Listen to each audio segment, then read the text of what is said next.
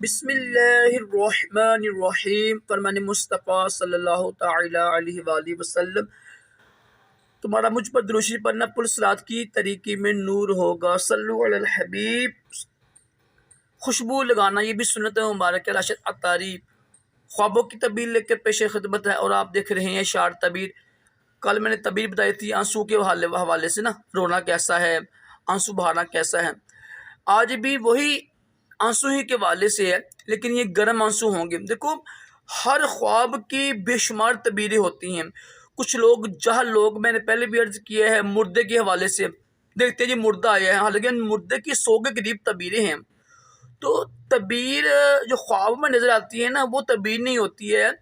ہم لوگ دیکھ کے نا، ہر چیز دیکھ کے، حالات دیکھ کے، نام دیکھ کے، ہر چیز دیکھ کے پھر اس کو تعبیر بیان کرتے ہیں۔ تو اکثر لوگ سمجھتے جیسے خواب آتا ہے نا، ایسے ہی تعبیر ہوتی ہے۔ یہ لوگ جاہل ہوتے ہیں، اور یہ علم خواب جو تعبیر ہے نا، اس سے دور ہوتے ہیں، ان کو اتنا پتہ ہی نہیں ہوتا۔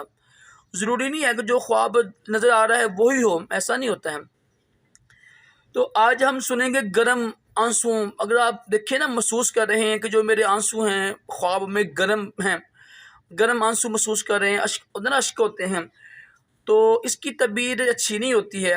ویسی آنسو آئیں، اس کی تعبیر خوشی ہوتی ہے، شادی ہوتی ہے، غم دور ہوتے ہیں، راحت ملتی ہے۔ لیکن اس کی تعبیر رنج ہوگا، پریشانی ہوگی، گرم آنسو، کیونکہ گرم آنسو جہنم کی یعنی علامت ہوتی ہے۔ تو اس کا حال یہ ہے کہ وہ خواب کسی کو بیان نہ کریں، چھپائیں، حدیث پاک مرمر کرتے ہوئے صدقہ دیں، توبہ استغفار کریں۔ جب خواب نہ بیان کریں گے تب تعبیر بھی ظاہر نہیں ہوتی ہے۔ جو آپ کا بڑا قریبی دوست ہے نا، اس کو خواب بیان کرے جو واقعی عقل رکھتا ہے، شعور رکھتا ہے، یا صاحب علم کو جس کو اس کا فن ہے۔ اللہ پاک ہم سب کو بھی عقل سلیم عطا کرے، اچھے اچھے خواب دکھائے، برے خوابوں سے محفوظ رکھے، اور اپنے پیارے محبوب صلی اللہ تعالی علیہ وآلہ وسلم کی خواب میں زیارت نصیب کرے۔ صلو علی الحبیب صلی اللہ تعالی محمد صلی اللہ علیہ وسلم۔